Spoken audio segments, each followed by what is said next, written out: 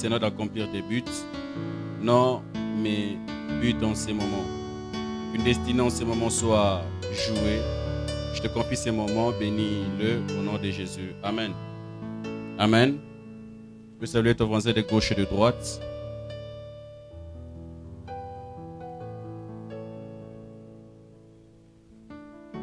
Un Chronique chapitre 22. C'est mon troisième livre de la Bible que j'aime, le livre de Chroniques. Je l'ai étudié en 2010. Je commençais à le comprendre 2 ans après, en 2012. Un livre très merveilleux. Là-bas, il n'y a que des mabanga et bateau.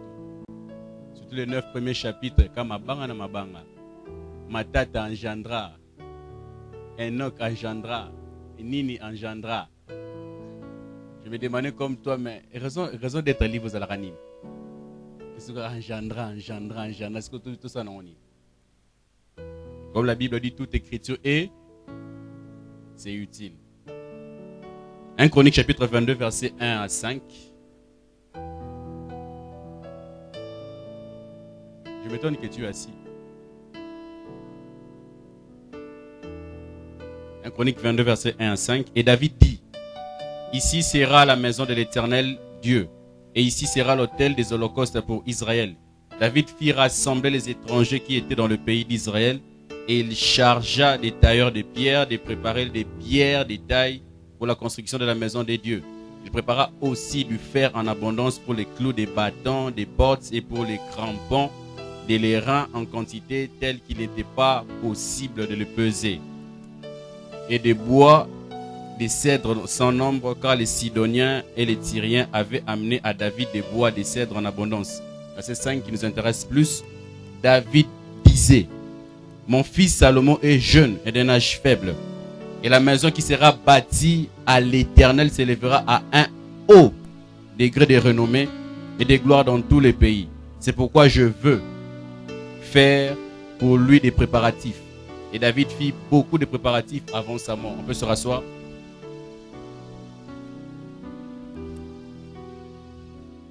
Formé à l'école des dieux, tel est le thème que je nous donne ce midi. Formé à l'école des dieux. Formé au participe, hein?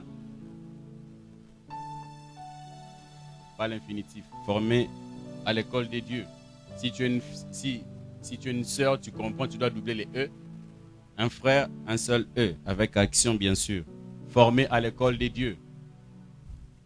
Ces passages nous présentent David faisant les préparatifs pour son fils Salomon pour la construction du temple. Ici nous voyons l'ultime vision de David. L'ultime vision de David était de construire un temple pour le Seigneur. Mais le Seigneur a refusé. Lui a refusé, c'est là dit: tu ne me construiras pas le temple car tu as versé beaucoup de sang. Mais néanmoins, j'ai choisi une personne dans ta maison, c'est qui? C'est ton fils. Ton fils Salomon qui va bâtir pour moi le temple. Dans ce passage, David a 70 ans. David n'est pas n'importe qui, c'est un roi. Il a fait 40 ans de règne. Il a accédé au trône à 30 ans. À Hébron, il a régné pendant 7 ans.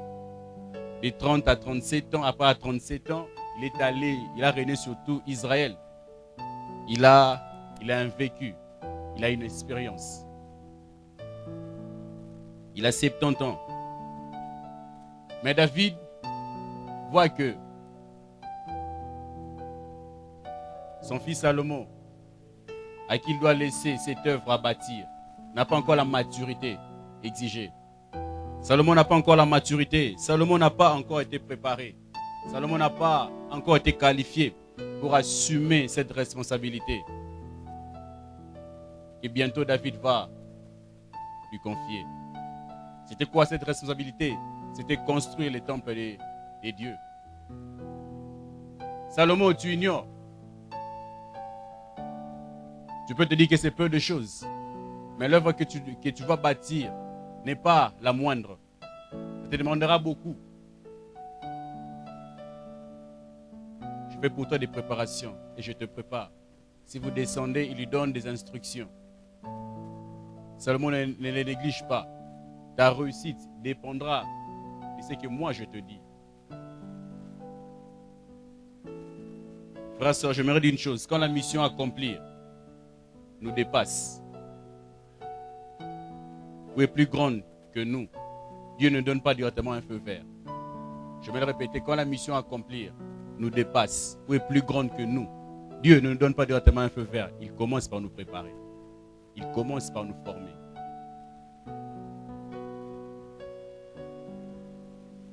Il nous forme jusqu'à ce que l'on ait les caractères, les qualités exigées pour remplir cette mission, pour accomplir cet ouvrage.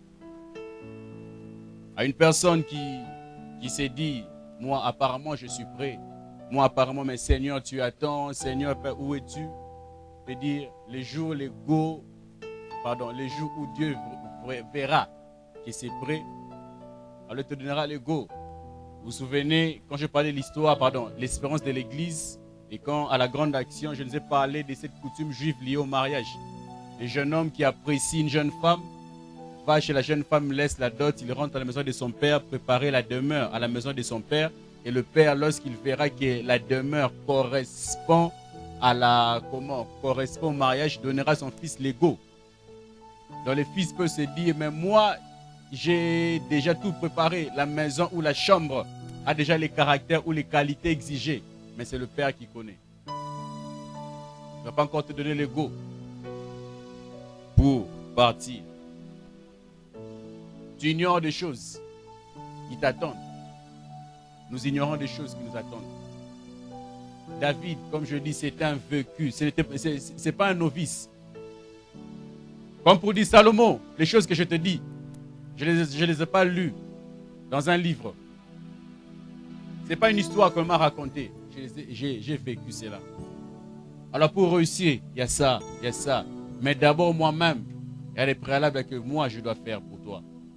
Quand la mission à accomplir est plus grande que nous, Dieu ne nous donne pas un feu vert de commencer. Il commence par nous préparer. D'abord, jusqu'à ce que l'on ait les qualités ou les caractères de la mission. Frères et sœurs, Dieu nous forme pour accomplir notre destinée, pour accomplir notre mission. Je vais le répéter, notre mission ou notre destinée est grande.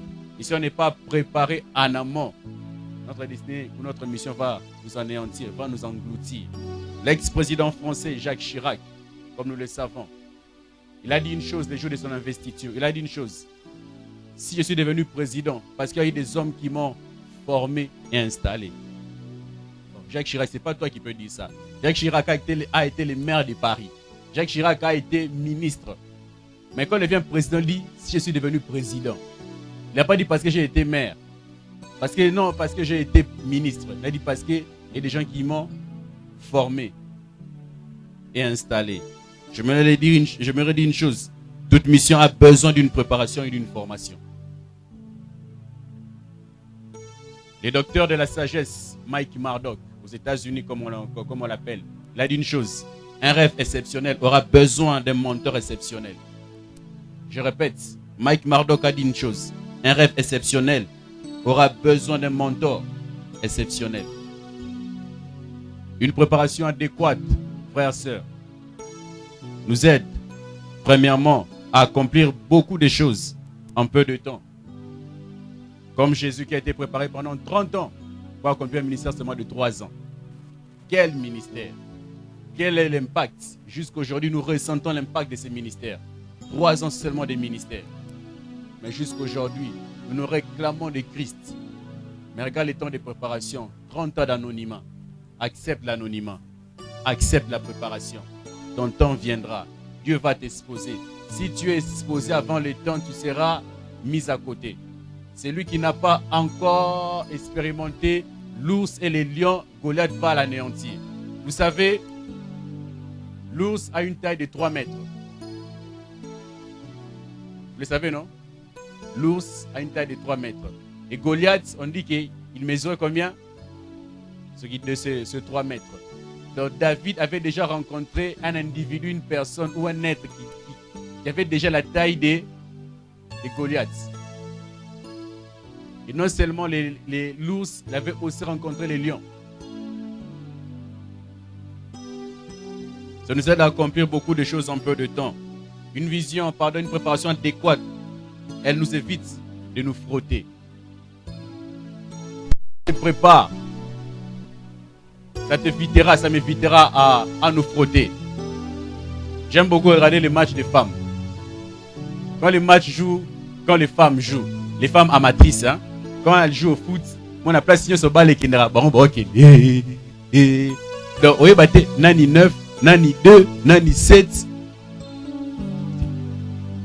Imaginez dans une équipe garder l'inga Tchabi. Tu dois attaquer, l'inga peut garder dans match na Tchabi. Si vous ratez, c'est fatal. Est-ce que Tchabi non plus? Ça nous évite de nous frotter inutilement. Chacun de nous saura son poste. Yosa 2, Yosa 7, Yosa 4. Toi tu es prédicateur, toi tu es intercesseur, toi tu es conseiller. Amen. C'est comme Israël qui veut dire, oh non, berger, comme ça, rappé, dans la lisango. Ah, Israël, qui va mettre les matos ici? Vous voyez? Ça nous permet à nous connaître. Et ça nous évite, pardon, à nous frotter. Chacun de nous sera à son poste. Chacun de nous fera ce qu'il doit faire. Et les choses vont avancer et Dieu sera glorifié. Le peuple sera béni. Une vision, une préparation adéquate nous permet, troisième chose, ça élargit notre influence et intensifie les clés de notre vision. Je suis prédicateur, désormais, il faudrait beaucoup entendre les prédications. Qui au lieu Nathalie plus ma série, une série là, c'est un Mikolo, Kandou la so Kandou la domo extrêmement du Missi Mikolo. Yo tout ton temps est prédicateur, vous arana, j'aime. Je partage, commentaire, 4 heures du temps. Ah! Donc toi tu fais des nuits devant l'internet. Pas des nuits de prière, pas des nuits de méditation, mais des nuits, mais tu es prédicateur. Et quand on a une bonne préparation, ça nous permet, ça intensifie l'éclat de notre vision et ça élargit notre influence.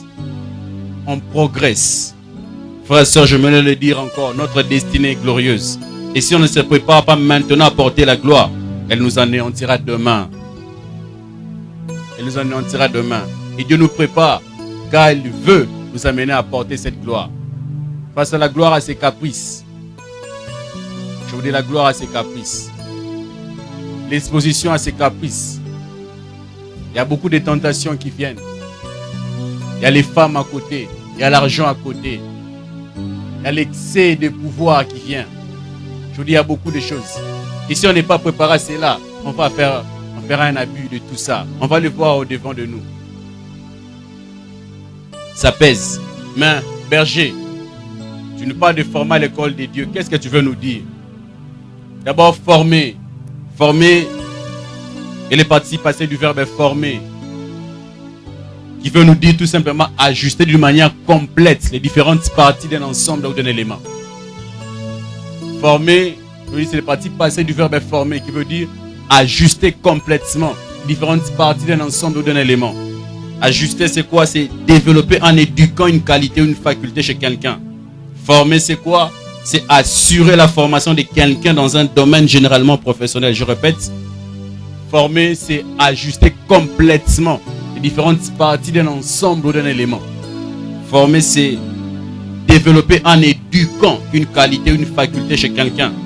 Former, c'est assurer la formation de quelqu'un dans un domaine généralement professionnel. Et c'est quoi la formation? La formation, c'est le passage à l'état adulte. Donc, c'est passage de l'état adulte ou à l'état adulte, c'est ça la formation. La formation, c'est le développement à la transformation.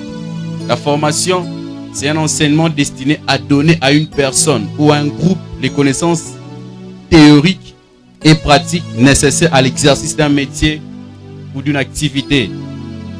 Cet ensemble de choses qui vont me permettre à bien faire notre activité, à bien exercer notre métier. C'est ça la formation. Je parlerai de la formation ou de la préparation. Ils sont des synonymes. Préparer ne veut rien d'autre dire que c'est rendre capable ou rendre prêt. Préparer, c'est rendre capable ou rendre prêt. La personne. Rendre prêt à faire, rendre capable, ainsi de suite.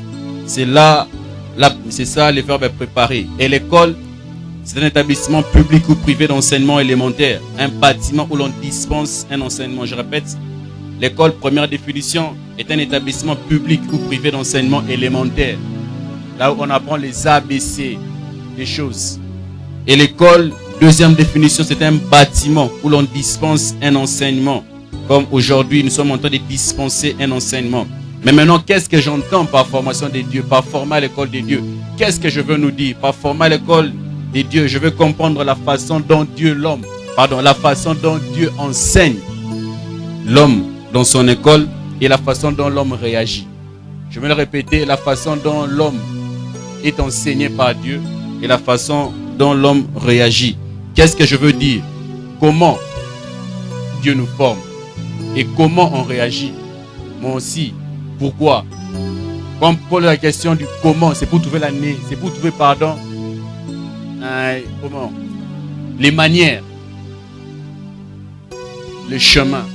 Quelles sont les manières, les méthodes que Dieu utilise pour nous former? Et quand on pose la question du pourquoi, c'est pour trouver la nécessité, la raison d'être. Est-ce qu'il y a-t-il une raison? Je ne peux pas directement me marier comme ça sans l'école à la préparation du mariage. Parce que j'ai déjà 20 ans, déjà 25 ans, je crois connaître des choses. Et je vais directement commencer le ministère. Moi, dans la TV, dans mon nara. Je crois qu'on me dirige le ministère par des TV.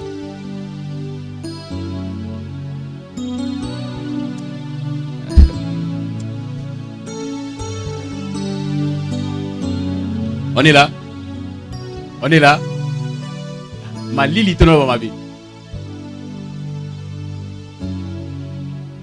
Vous voulez l'onction prophétique, hein?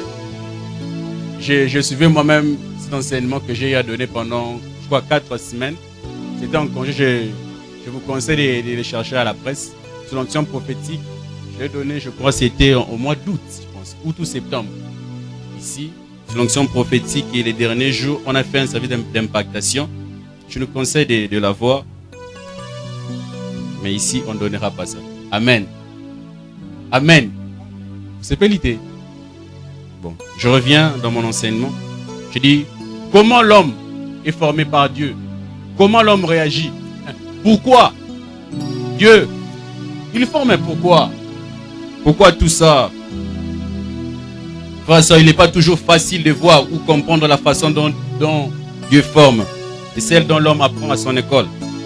Car notre Dieu, dans son amour, adopte parfaitement son enseignement à chacun pour rendre propre au service qu'il confie.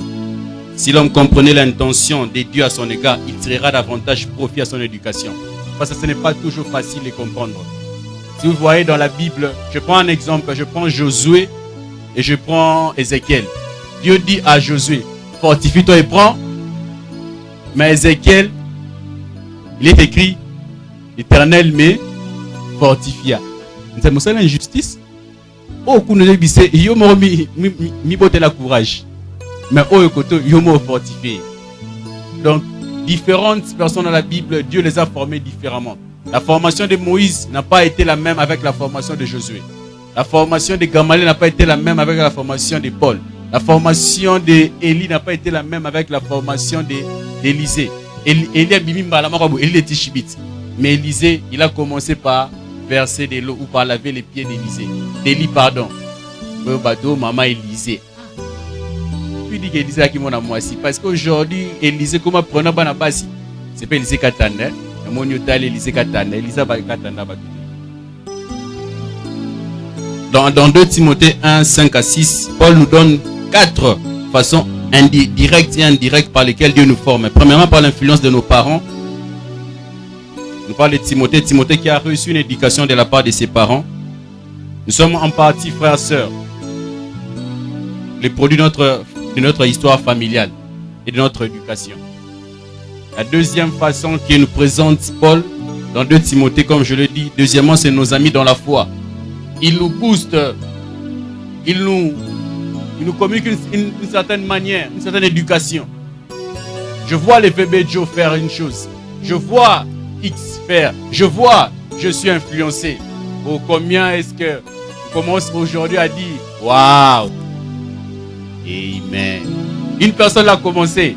Nous avons tous été influencés. Comment est-ce qu'aujourd'hui on commence à danser la danse? Une personne a commencé, on a tous été influencés.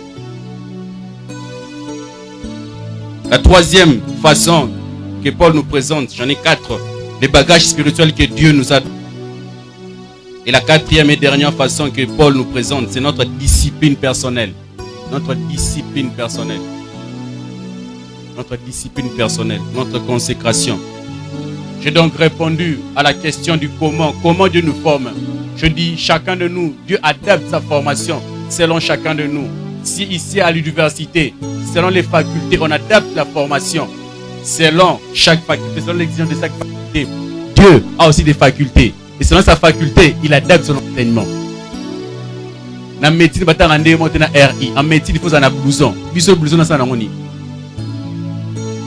Un informaticien a besoin d'avoir un ordinateur parce que c'est la PowerPoint. Moi, c'est facultatif pour moi. Mais berger, tu nous as dit comment. On ne comprendra pas toujours les comment, comme je l'ai dit. Ce n'est pas toujours facile de comprendre ces comment. Mais pourquoi Dieu nous forme? Là, je vais m'apaisantir et clôturer. Mais pourquoi Dieu nous forme? 5 choses et je vais clôturer par là. Dieu nous forme premièrement pour accomplir notre mission. Je répète, pourquoi Dieu nous forme? Dieu nous forme pour accomplir notre mission. Frère, Dieu connaissait que Paul évangéliserait le païen. Et on le voit, on voit Dieu le faire passer par le main du grand docteur de la parole, Gamaliel. Il est écrit dans Galates 1, 15 à 6. Quand il a plu à celui qui m'avait mis à part dès les seins de ma mère pour que j'annonçasse l'évangile aux païens, je partis aussitôt, sans consulter ni la chair, ni ceux qui étaient apôtres avant moi. Acte 13, verset 2. D'abord, le verset 1 dit, il avait en Antioche des prophètes, des docteurs, des prophètes et des docteurs. Comme on est sur les versets 2, la Bible dit, l'Esprit dit, mettez-moi à part, Saul et Barnabas, pour l'œuvre à laquelle je les ai appelés. Mais en amont, Paul était entre les pieds de Gamaliel, était un disciple de Gamaliel. Il a appris. C'est pour que nous accomplissions notre mission. Dieu le savait. Il a mis entre les mains, entre les pieds de Gamaliel. Dieu connaissait que Moïse écrirait les Pentateuques. Voilà pourquoi il a permis que Moïse aille à la maison de Pharaon, afin qu'il apprenne à l'université. Il savait que Moïse, non seulement qu'il écrirait les Pentateuques, mais Moïse plus tard devient chef, non seulement spirituel, mais aussi politique. Il était à la fois chef politique et chef religieux. S'il ne savait pas écrire, on n'allait pas avoir ces 5 livres qu'on appelle les Pentateuques, livres de Moïse, parce qu'il savait écrire. C'est lui qui était avec Jésus. C'est lui à qui Jésus a laissé les clés de l'église. Il n'a écrit que 2 épîtres. Et bah, comme là qui est même, je parle de Pierre. Mais celui qui n'a pas vécu physiquement avec Jésus, il a écrit combien? 13. Je parle de Paul. Voilà comment est-ce que l'éducation ou la formation est très importante. Amen. Nous qui étudions, je me dis que Dieu va se servir de ce que tu apprends pour passer par là, afin qu'il accomplisse la mission. C'est pourquoi il t'a envoyé ici sur terre. Ne négligeons pas nos études que nous sommes en train de faire. Je ne crois jamais au hasard. Proverbe 16, 4, Dieu a tout fait pour un but. Si toi tu crois au hasard, le fait de te retrouver ici, c'est pour un hasard, gloire à toi. Moi je ne crois jamais au hasard. Le fait que je sois passé par les relations internationales, je crois que Dieu va les utiliser d'une manière ou d'une autre. Oh, Yosko, référence nous. Un tel, à ça la côté nil. Est-ce qu'il y a réussi à la vie, Anna? Raisonnement naïf. On ne voit pas que ce raisonnement est différent, son raisonnement est sensé. Deuxième raison, pourquoi est-ce que Dieu nous forme? Dieu nous forme pour qu'on le connaisse. C'est pour qu'on le connaisse. Daniel 11, 32. Ceux du peuple qui connaîtront leur Dieu agiront avec. Mais j'aime une version, la Nouvelle Jérusalem. Ça dit ceci. Ceux du peuple qui connaîtront leur Dieu s'affermiront et agiront. Avant l'affermissement et l'action, il vient d'abord la connaissance. Bien souvent, on n'agit pas parce qu'on ne connaît pas Dieu. C'est pour qu'on le connaisse. Connaître Dieu, frères et sœurs, nous donne une certaine assurance, même devant l'adversité, comme dit David. Quand je marche dans la vallée de l'ombre de la mort, je ne crains, car tu es où est ton bâton. Le psaume 23, verset 4. Pourquoi? Parce que David connaissait celui qui était derrière lui. Oh, j'ai aimé les aigles ces jours-là.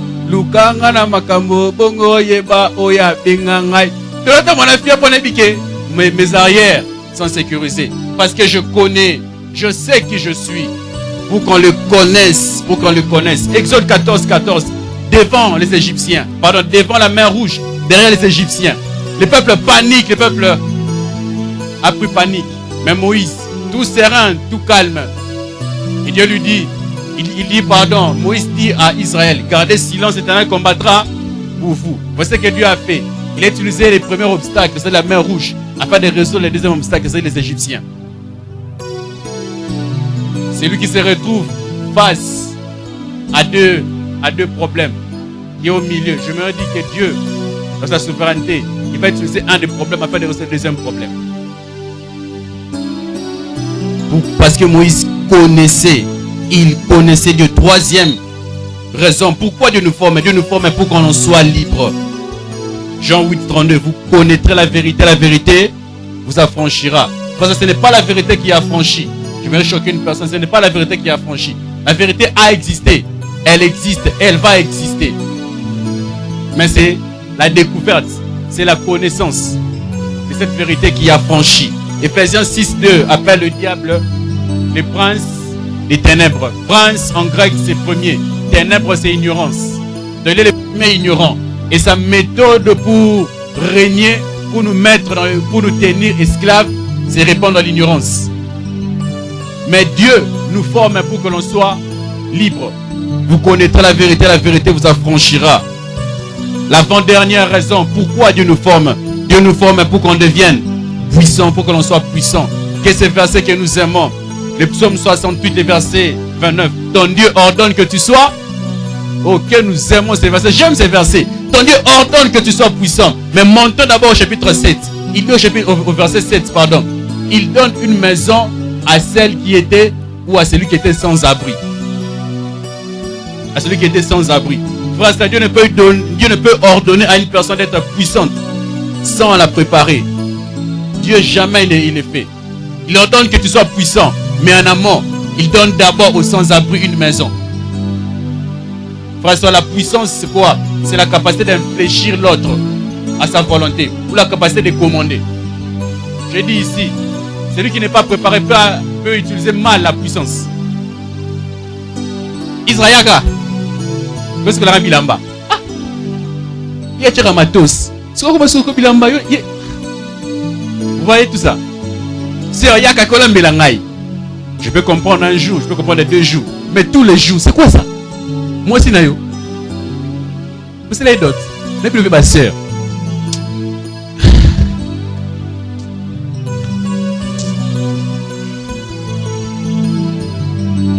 Passage, comme j'ai une personne mal préparée, peut utiliser abusivement la puissance. Et pourquoi? La Bible dit, il a donné aux sans-abri une maison, une famille. Pourquoi? Parce que c'est dans la famille, dans la maison où il y a la formation. Donc ce passage nous montre, pour que tu sois puissant, tu dois être dans l'environnement de la formation. Et c'est dans la famille, c'est dans la maison, c'est dans une structure où il y a la formation, où il y a la préparation. Tu viens d'où? Oté. Ministère.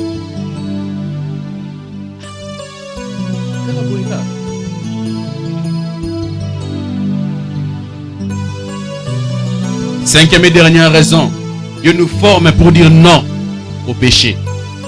Dieu nous forme pour dire non au péché. Hébreux 11, 24.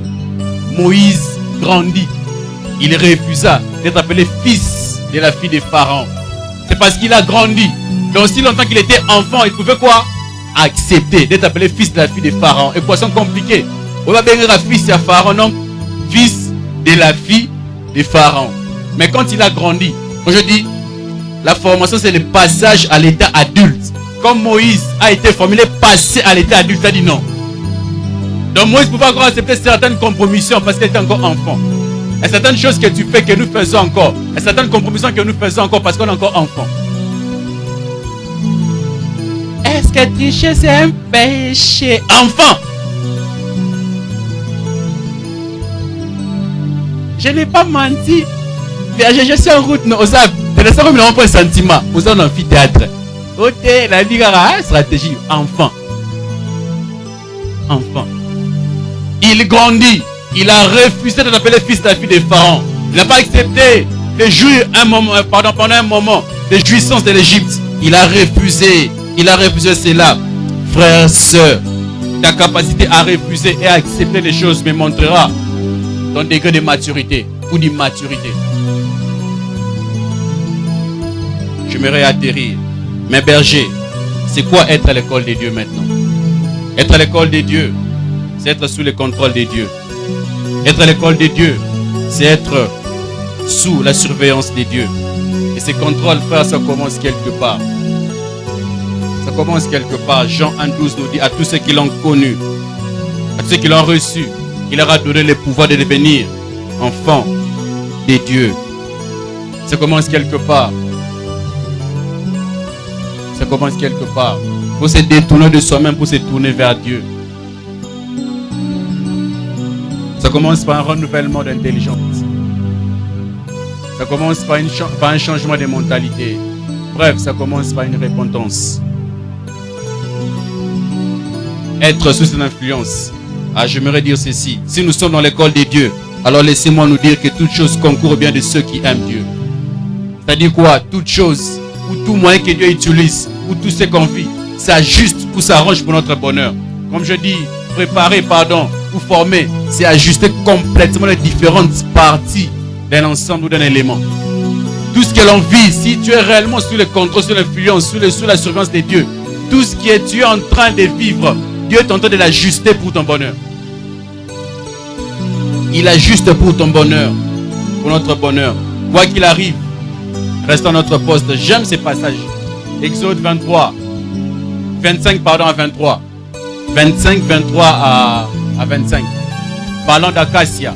L'acacia, c'était un arbre qui croissait dans le désert autrefois. Pendant que d'autres arbres croissaient en milieu urbain, dans le milieu abattu. Les manguiers, les safoutiers, l'oranger. L'acacia, lui, était censé être dans le désert. Dans le désert, il y a le chaud, il y a le froid. Dans le désert, c'est l'environnement, il y a les serpents, il y a les insectes. Bref, c'est un environnement hostile à la vie. L'acacia pouvait certainement se dire, moi, Dieu ne m'aime pas. Les manguiers, les orangers, les safoutiers, ainsi de suite, ils sont là. Non seulement que les gens bénéficient de leurs fruits, mais aussi ils s'abritent sous leur ombrage. Mais moi, personne ne vient s'abriter. Qui peut venir au désert? Il fait chaud, il fait très froid, il y a insectes, il y a serpents. Mais ce que l'acacia ne savait pas, c'est qu'il était dans l'environnement de la formation. Car plus tard dans Exode 25, il y a un conseil divin qui a été convoqué. L'ordre du jour, la construction du tabernacle. Et l'élément essentiel de l'arche, c'était quoi? Les bois d'acacia. L'acacia n'avait pas de recommandation. Il était là au désert, sans recommandation. Dieu convoque le conseil divin. Vous allez me construire l'arche, le tabernacle. Et là, dans l'arche, vous allez prendre les bois d'acacia. Pourquoi les bois d'acacia, L'acacia, c'est un arbre à la fois dur, mais aussi léger. Or, les tabernacles devaient se déplacer, bien souvent au désert. Et vu que l'acacia, avec cet environnement-là, a certainement développé un mécanisme de survie. Et seul lui pouvait répondre aux exigences du tabernacle. Et l'acacia, on l'a enduit de l'or au-dedans, à l'extérieur. On l'a pas fait avec l'oranger. On l'a pas fait avec le safoutier. On l'a pas fait avec les manguiers. Seul l'acacia a été revêtu de l'or au-dedans et à l'extérieur. Il était dans l'environnement de la formation sans que les sache. À toi qui es encore sous le contrôle des dieux, sous l'influence des dieux, apparemment tu n'as personne. J'aimerais te dire, bientôt, très bientôt, et même bientôt là, il y a un conseil divin qui se réunira. J'ai aimé une sœur hier. Elle m'a dit une chose, j'ai vraiment aimé. Son père est déjà décédé, mais on s'est souvenu de son père. Waouh! Sans recommandation. Je vais finir ici. En 5e des humanités, j'avais repris l'année. 5e des humanités, on est là? J'étais dans une école catholique. J'avais fait 54,8%. L'école où j'ai fini, on réussissait qu'avec au moins 55. Il y a quand même au bout de la 5e des humanités. Fin de l'année, je réponds l'année 54,8. Il répond. Là. Non, je me préparais à... Il dit, moi, je ne vais pas répondre. Je rentre à la maison. 2 jours après, je vois le directeur de discipline adjoint envoyé par le préfet. Diamboui d'amener ses parents de venir à l'école. Le préfet. Je viens à l'école avec maman. Oh non, il va répondre aux examens. On a passé un congé. Jour de libération, tout le monde savait que j'ai repris l'année. Mais rentrer zonga en 6e, maman en 6e. Je n'ai pas corrompu. Là, il est seul mes témoins. Si l'on a compris, c'était quoi? Je ne sais pas. Je veux te dire qu'on viendra t'appeler. On viendra te chercher. Est-ce qu'on peut s'élever?